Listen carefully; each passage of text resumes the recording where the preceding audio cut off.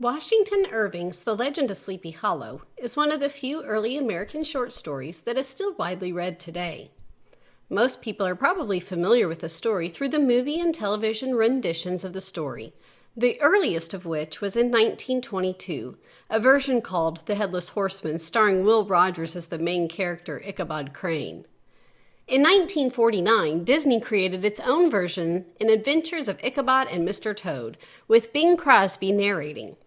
This version, with its excellent use of visual symbolism, is fairly accurate, minus its lengthy chase scene. In 1999, Tim Burton's account of Sleepy Hollow, starring Johnny Depp, takes a different, darker approach with more head-chopping and less whimsical storytelling. Even some TV shows like Nickelodeon's Are You Afraid of the Dark?, Wishbone, and Charmed have taken the basics of the story and adapted it to their own up-to-date storylines. Irving's characters drive the story and are most memorable because of his detail in describing each. He says of Ichabod Crane, the main character, "He was tall but exceedingly lank, with narrow shoulders, long arms and legs, hands that dangled a mile out of his sleeves, feet that might have served for shovels, and his whole frame most loosely hung together. His head was small and flat at top, with huge ears, large green glassy eyes, and a long snipe nose, so that it looked like a weathercock perched on his spindle neck to tell which way the wind blew." According to Irving, Ichabod looks like a goofy old scarecrow who has escaped the cornfield. He is a school teacher, and like many teachers today, he doesn't make too much money. As a result, the ladies of the town take care to feed him in the evenings, during which he is happy to listen to their tales about supernatural events in the settlement.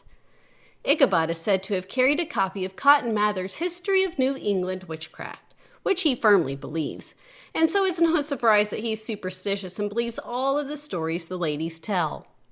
In addition to teaching, Ichabod is also the town's singing master. It is through this occupation that he meets Katrina Van Tassel and falls in love. Or at least he does once he sees her father's farm.